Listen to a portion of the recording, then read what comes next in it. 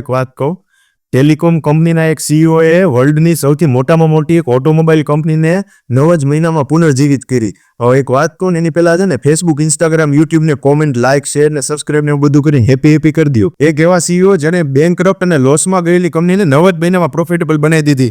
2009માં general motors એટલે કે GMA bankruptcy નોંધાઈ, નાદારી નોંધાઈ, હજારો નોકરી ઉપર ક્વેશ્ચન માર્ક આવી ગયો. અમેરિકાની સૌથી મોટામાં મોટી કાર કંપની બંધ થવા જઈ રહી હતી. જીએમના એક એવા નિર્ણય બધાને શોક કરી દીધા. એમણે એક એવા સીઈઓ હાયર કર્યા કે જે AT&T ટેલિકોમ કંપનીના ભૂતપૂર્વ સીઈઓ હતા. એનું નામ એટલે કે એડ વિટેકર. એમણે કાર ઇન્ડસ્ટ્રીનો અનુભવ, ઝીઓ જસ્ટ એમના પહેલાના રિઝલ્ટ્સ બોલતા હતા. એમની બ્લન્ટ સ્ટાઇલ લીડરશિપના માટે જાણીતા હતા. ટિપિકલ કોર્પોરેટ બોસ કે સીઈઓ નહીં. એ એમના ઝડપી નિર્ણયો માટે અને લોકોને એના કામ માટે જવાબદાર ઠેરવતા. બોર્ડે કંપની એમને 9 મહિનાનો સમય આપ્યો કે જો એ સુધાર ન લાવી શકે તો જીએમ બંધ થઈ જાય. કોઈએ નહોતું એક્સપેક્ટ કર્યું કે ટેલિકોમ કંપનીનો એક વ્યક્તિ જાયન્ટ કાર કંપનીને બરાબર કરી શકશે. પહેલા જ દિવસે સીઈઓ ટૂર કરવાની જગ્યાએ એમણે ટોપ એક્ઝિક્યુટિવ્સને મળ્યા, મીટિંગ કરી અને એક સિમ્પલ ક્વેશ્ચન પૂછ્યો કે આટલા બધા લોકો કેમ છે રૂમમાં? એનો મતલબ એવો હતો કે વધારે લોકો ટોપ મેનેજમેન્ટમાં હોય તો નિર્ણયોમાં અને કામમાં વાર લાગે, એટલે એણે પોઈન્ટલેસ મીટિંગો ઓછી કરી.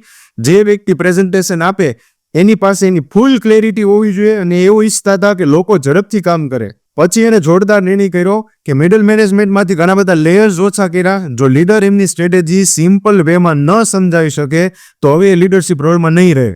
એણે ઇન્ટરનલી કંપનીના કલ્ચરને ચેલેન્જ કર્યું. જીએમ કંપનીનો ગ્રોથ ધીમો હતો, બધું પહેલેથી કમ્ફર્ટેબલ જ ચાલતું હતું, પણ એ એવું ઈચ્છતા હતા કે કંપની એક સ્ટાર્ટઅપની જેમ ઝડપથી વર્ક કરે. એક્સટર્નલી પણ એક એણે કેમ્પેન લોન્ચ કર્યું. જો તમને નવી જીએમની કાર નથી ગમતી તો તમે એને રિટર્ન કરી શકો છો. કસ્ટમરે આ નોટિસ કર્યું, ઇન્વેસ્ટર્સે પણ આ નોટિસ કર્યો અને સેલ્સ વધવા લાગ્યું.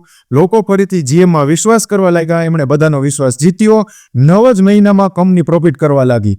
જીએમએ બેંકરપ્સી ફાઇલ કરી ત્યારે તેને બચાવવા માટે જે બે આઉટ મની મળ્યા હતા એ પણ હવે પાછી કરવા લાગી, કારણ કે કંપની હવે પ્રોફિટેબલ થઈ ગઈ હતી. એમણે આઈપીઓ લોન્ચ કર્યો, ફરીથી વર્લ્ડના ટોપ ઓટોમેકરની લિસ્ટમાં આવી ગયા. એડ વિટેકર 2010માં સીઈઓ તરીકે નીકળી ગયા. મિશન કમ્પ્લીટ થઈ ગયું, કંપની બચી ગઈ. કેવી લાગી તમને આ સ્ટોરી? જરૂરથી જણાવજો. ત્યાં સુધી થેન્ક યુ સો મચ. જય હિન્દ, વંદે માતરમ.